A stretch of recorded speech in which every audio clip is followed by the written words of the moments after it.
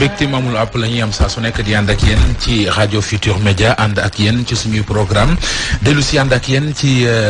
seen émission xalaas mu di suñu journal fait divers fii ci rajo Futur Média ñu ngi leen di nuyu bu baax a baax di rafetlu saa su nekk ni ngeen di àndee ak ñun fas ci yéen ànd ak Mamadou Ndoye Bane inspecteur maa ngi leen nuyu bu baax. maa ngi lay ziar sama waa ji maa ngi lay ziar di ziar Passepartout di ziar auditeurs yi di leen ñaanal jàmm te di ko sàkk ci ñoom yàlla na yàlla def ci réew mi jàmm def ko ci biir kër yi def ko ci mbedd meeg bureau yeeg xel yeeg partout.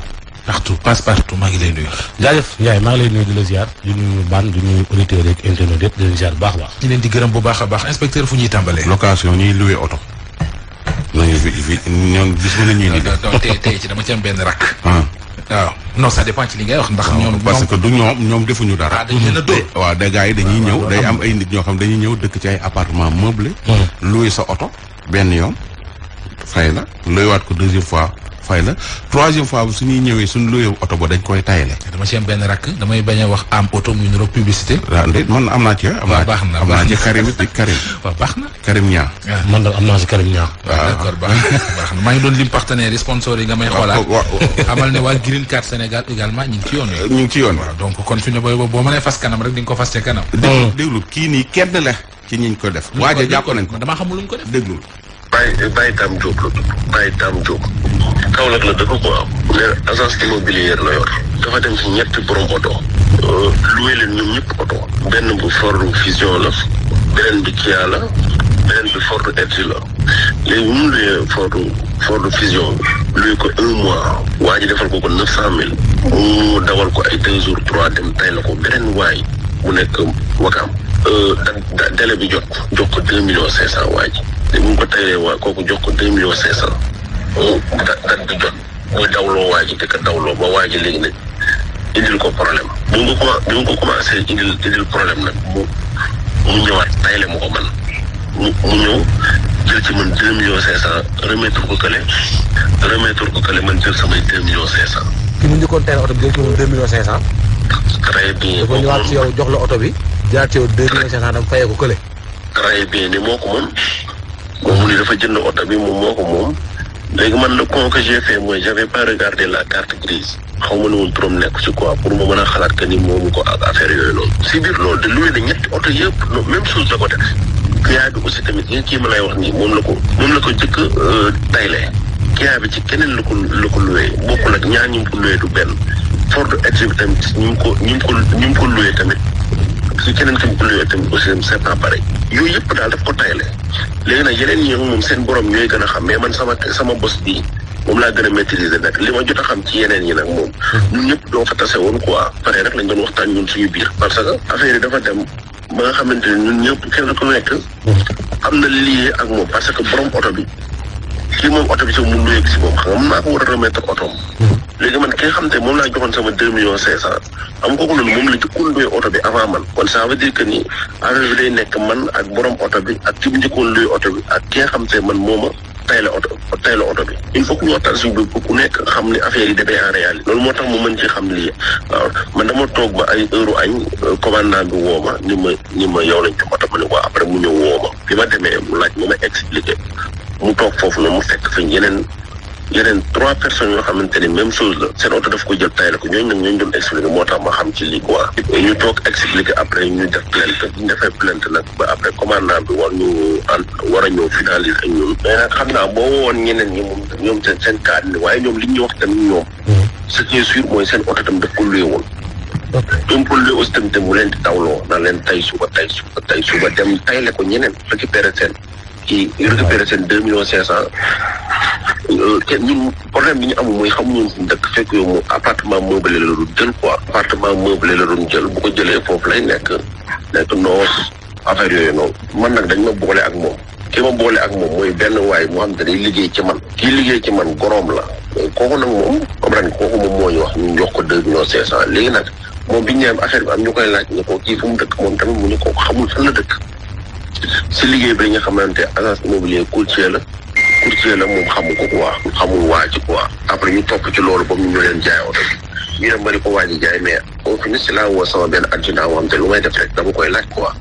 mu ne ma non bu ci dugg comme turam nekk si gars yi souvent noonu la ñuy man am naa ci cas bu mel noonu dèjà oto bi ñu lée ñun waa ji mi ngi koy jox dara nekk si oto bi si nii daanaka dafa coulé moteur bi dafa coulé te waa ji mi ngi koy toppee loolu nga xam ne man moom laa jox 2 millions pour mën a récupérer oto bi parce que dafa ko naroon perte à 17 heures délai fa la waroon ñëw kooku noonu en même temps moom la tayle client bi mu luy feneen muy 2 fois léegi kooku nag dañu tegoon ni complice moom dañ ko téye ci kaso bi démb lañ koy soogay libéré est-ce que vous avez compris effectivement parce que bi ma demee ba jaaxle kooku man bi may promettre 2 millions 500 yi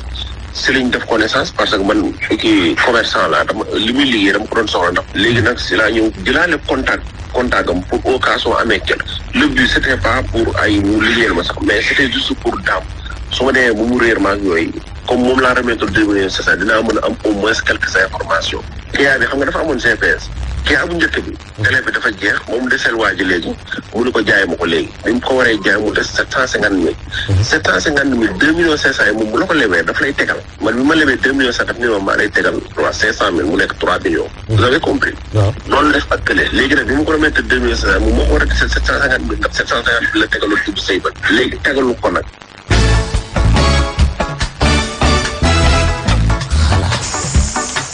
comprendre nga jaay lëj na de waaye li ma comprendre bu dee noonu la demee waa ji aay na waa ji aay na te ni mu ko def dañoo bari jamono ji waa ji jàpp nañ ko gendarmerie Wakaam tey nañ ko am na ñeneen affaire bi à suivre la xam naa ne suba ak ginnaaw suba léegi dinañ ci gën a ñëwaat ndax borom jabar ji doy na war kii lu ban problème bañ mayee jabaram waa ji ne jabaram dañ koo maye ñetti yoon te tasul 3 yoon waaw maanaam moom dafa am jabar waaw ñu jël femme bi may ko kenn waaw jëlaat ko mayaat ko keneen waaw jëlaat ko mayaat ko keneen waaw c'est que li ma jàngat ci affaire bi mooy nañ bàyyi gis dox daje rek miir c'est-à-dire bàyyi ñu déglu bala ñuy jàngat parce que tu ne booy jàngat waaw temps bee tax ginnaaw jël nga temps bi yëpp jël ngeen ko publicité ko gis nga temps bi dinañ ci wax balaa fin d'année bi non dinañ ci wax saay ma gis nii gis nga maanaa ngi nii di kaas Ndiaye waaw waa ji dafa takk bi mu takk ndaw si dafa fekk ndaw si jóge ci benn sëy nee na bi mu ngi dugg ci moom tasagul woon ci yoon moom aussi sëy naa ak moom 1 an ndaw si ñuy wax fase na ko dem na sëy keneen te moom nee na fasewu ko aussi déglu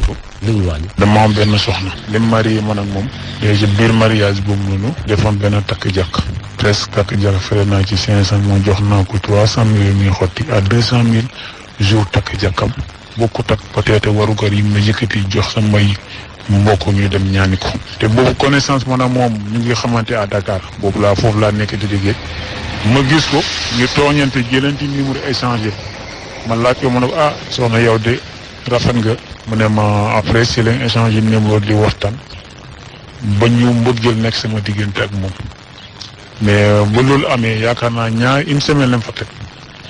ma ne ko man de ci lépp li may dugg de bëgg naa su fekkee da nga siré ci li ngay wax nga présenté ma say parents mu ne ma waaw mu présenté ma yaa passe au téléphone benn jour samedi bu ci topp deuxième veille samedi bi ma dem xooli waajuram ñu gis toog waxtaan échange bi ma leen laaj ñu ne ma carrément de amoon na jëkkër mais ñu ne dama am problème kooku wàcc ko mu divorcé mais am nañ benn doom ma ne ko loolu de du ci dara kon ko xale la boobu mu ngi toll ci 22 ans ma ne ko nag lenn moo su fekkee bëgg na ma jël comme soxna du am problème ma ne su fekkee bëgg na ma jël ko comme soxna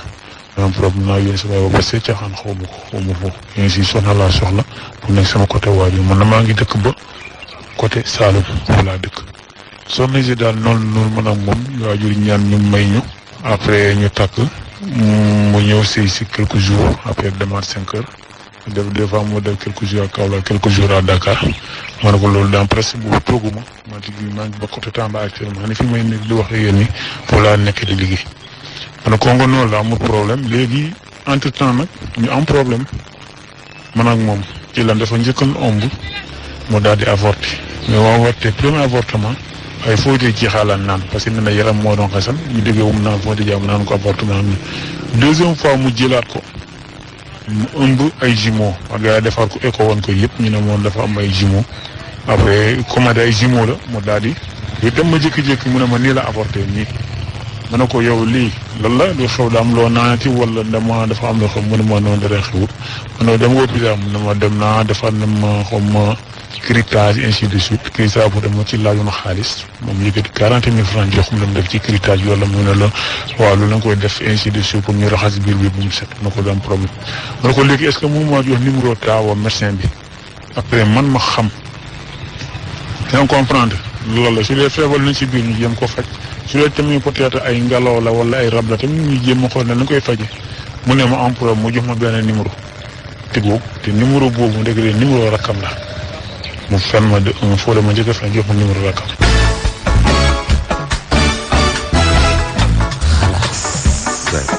dañ koy jeexal de bi mu ko joxee numéro rakkam bi. ginnaaw temps bi na ko publicité déglu li ci des. kon waaw ma woo ko mu ne ma non dafa doon seetlu parce que su ma amee ci moom confiance war ma ko mën a laajal ay numéro médecin ainsi de suite mu ne ko waa bon baax na problème foofu la tàmbali temps yii nag mu ngi nekkoon sa kër mu jékki-jékki mu ne moom mu réussir si Kaolack moom su sañoon daal moo wutee ko mu dëkk Dakar loolu la ñu mën ko déggee lu mu nekk samay waajur ñu ba Kaolack dëkkate boobu noonu yi moo doon defu divorce yëpp dafa fen mu ngi nekkoon ci procédure de divorce religieusement nee nañ kes nañ ne waaye ji ku góor ki da koo toppaat ñu nekk ci procédure ba ñu dem ay tribunal moom ci boppam moo demoon tribunal man découvrir affaire boobu ma laaj ko mu ne ma waaw effectivement loolu la waaw mosuma divorce ainsi de suite ma ne ko waaw bon baax na ko léegi concours noonu la ma bëgg ma dama lay wàcce bon définitivement nga dem régler sa problème yooyu parce que man xajuma ci mu ne waaw bon baax na mu dem wax ay waajuram ne man dama ko fase leen sama wàcc ko ba mu régler problème bi ay si jëkkëram boobu parce que man ci li mën la dugal xaw ma ko waaw xaw ma ko de ba tam na c'est ainsi sañ ma koo wax samay waajur kenn ci laa jóg après février jàpp mars dañoo toog avril mars mai juin juillet août ba septembre démb le 30 septembre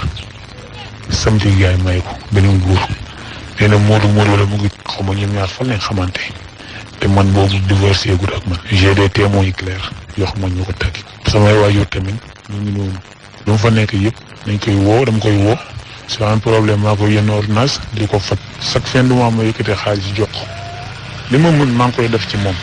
te boobu xaw ma ne ba gisante gaañ boobu noonu kooku ñëw ñaan si ko nee na may na ko 1,2 million papam ak tantam boobu noonu daal di koy takk maanaam jëkkëru tantam lañ ko may mu yor ko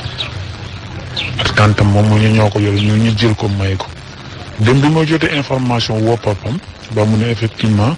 loolu am na mais ndaw si nee na man dama ko woo ci actuellement dafa décidé moom moo décidé ma réewaat ak keneen ma ne ko xanaa même su ma ko wàccee ma war a mën a toog bañ test yi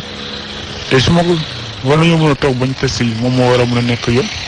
mu ne ma en tout cas daal loolu la pour l'instant maye na ko waa ji ñëw na maye na ko moo dafa xew liggéey mu ñëw après ñu dem te imaam bu takk sama sëy moom moo takkaat sëy boobu noonu buñ demee ci imaam dana la yim kii buñ ko takkee yàggut ñu ne kon noo dafa divorcé ak waajur da koo passé léegi kenn moo gisaat ñaanaan ko mu takk ko démo bi moo wooyee ndaw si ñoo mu ne effectivement waaw yow yaa ma may sama baat yaa ma fase pour l'instant ci loolu la may tuuma maa ko may baatam moom maa ko fase ma ne ko yow soo bis boo toogee ba si diggante ak yàlla waat billahi wallahi taala su fekkee fase naa la ma ne yàlla naa dee.